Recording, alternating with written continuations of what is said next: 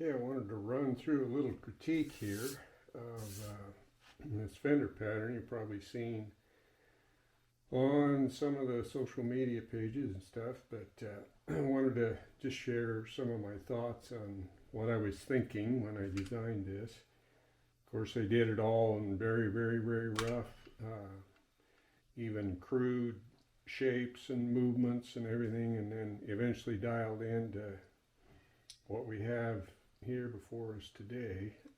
and all that gesture drawing and stuff is what really set the stage for having kind of an organic randomness about all of these flowers. It's quite obvious that none of these are tap offs. Each one has got some unique stuff going on with it. And we'll unpack some of that in the days ahead. Excuse me. But anyway, just wanted to let you know what I was thinking here. So I like these big movements, as you've probably seen in some of my work. Picked it up right here, but wanted to come in here and there's no rule that says we have to be on one continuous vine here, as it were. So came in from the top down with that. And what I was after was kind of what some might call sort of a dance of flowers through here. So outside of this one, all of these flowers are connected. They're contiguous. They're connected in some way. And then on the rest of it is a kind of a spray of movement going on here. So of course I could have moved this up, which I played around with, but also needed something to kind of fill in the space right there. So I elected to move this one down a little bit, which brings me to another point I wanted to bring up.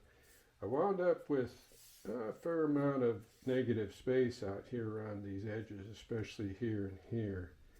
And I could have moved this flower out a little bit, but that would have lined three of them up right there rather than this kind of dance that I thought was working better. So I opted to just leave some of those spaces a little bit open. And frankly, I'm not bothered by that. So anyway, you kind of have the basic idea of what I had in mind here. And I like to flank. Was able to do it most of these places with a leaf structure kind of on either side of that spray of movement right there. So we did it right here and here, and a little bit right here and then right here. But that's kind of gives us some of that dynamic symmetry, I think, and each of those leaves kind of cradles what's going on just ahead of it right there. So I like the feel of that. So how do these places here work out in practice? And my good friend Nancy, she was wondering how that was going to work and was kind of bothered by some of this openness here. But when it's not a cut border, you wind up with a little bit of open space like this with that's not backgrounded. So that, in her mind, and I think mine too, kind of helps things a little bit there. So I guess I just don't want to feel the pressure to fill something in right here and then wind up having a stem or a leaf just more or less coming out of nowhere.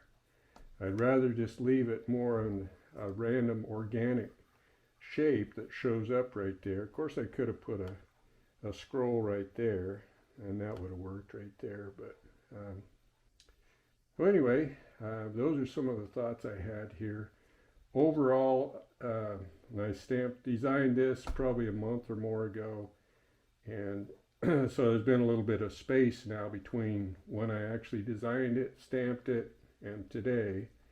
And reasonably happy with how things went with this. So anyway, look forward to more putting together a package of floral design stuff. So stay tuned for that.